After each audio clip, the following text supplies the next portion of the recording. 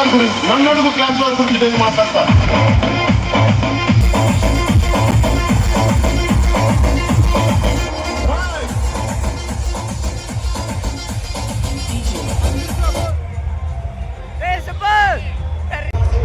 Hi friends, చూడండి కోటప్పకొండ తిరునాళ్ళలో ఉన్నామండి.